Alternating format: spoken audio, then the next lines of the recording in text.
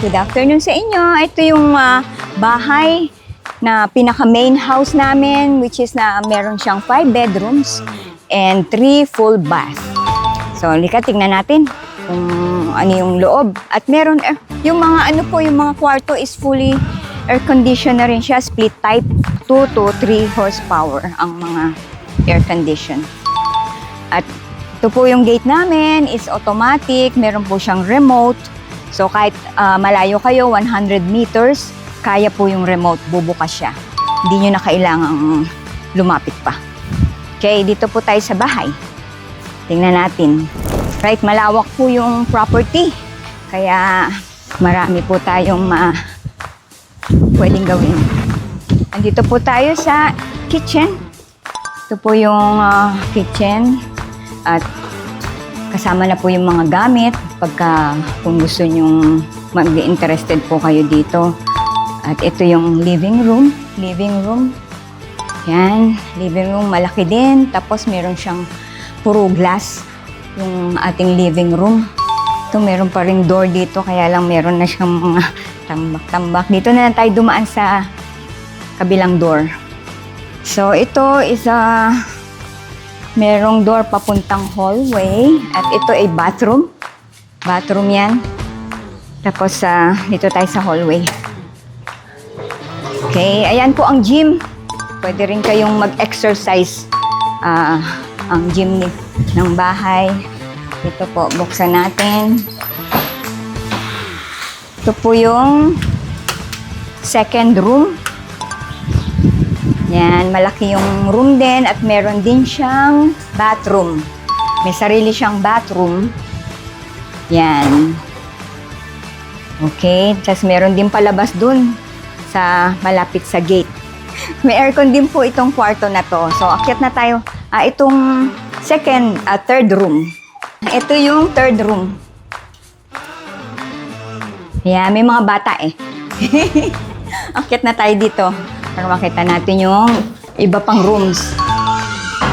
So, ayan. Kaya tayo. So, ito, room pa siya. Medyo makalat lang kasi walang nakatira. Parang storage na siya. Okay. Ito po yung main room. Pwedeng mga dogs. Yan, nakita nyo, lalaki ng dogs. Yan, tapos itong room na to, makikita nyo yung view na mountain. Kita nyo, maganda ang view. Ayan, sa labas, malaki yung window nila. Ayan, labas na tayo. Ito pa ang isang room na storage. Ngayon ay storage lang siya din. So, pwedeng gawing room, extra rooms. Ito ang closet. Pwede rin gawing room. Na ngayon, closet ng may-ari ng anak ko. Yan. Tapos ito yung bathroom nitong second floor. Yan ang bathroom niya. May sarili siyang, ito yung kanyang bath. Tapos, ayun yung sa toilet. May sariling pinto. So, ito yung veranda. Veranda para makita yung view sa labas. Makikita nyo rin yung view, yung lawak ng property. So, yung property na to is 10,000 square meter. Yan. Kita nyo lahat dyan. Dito naman po tayo sa pavilion. Part of the property, itong pavilion na to. This pavilion is 500 square meter.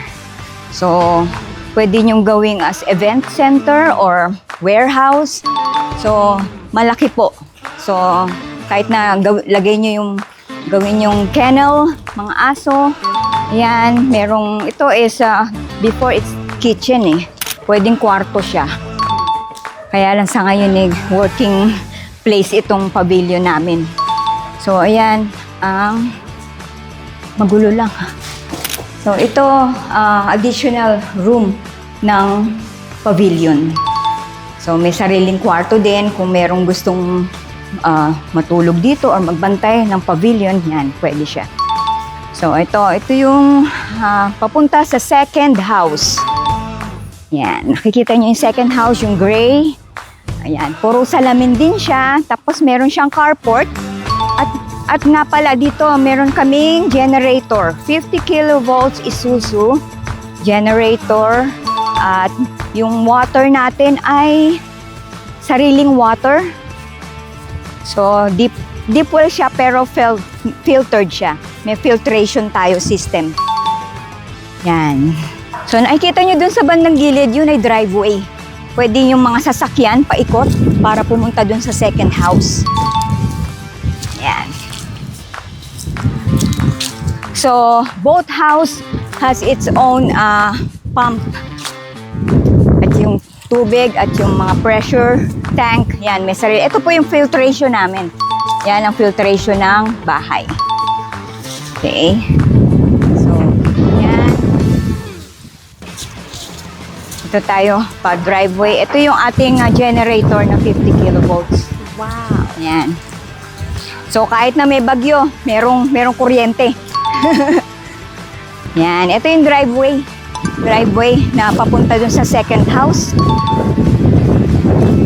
May mga puno ng mangga at sariwa ang hangin dito. Fresh air talaga, masarap. Yan. Lakad tayo, lakad. 10,000 square meter. Kaya ang laki. Yan. Ayan yung carport namin ng second house. Meron din siyang garahe. So, open carport and then meron closed garage.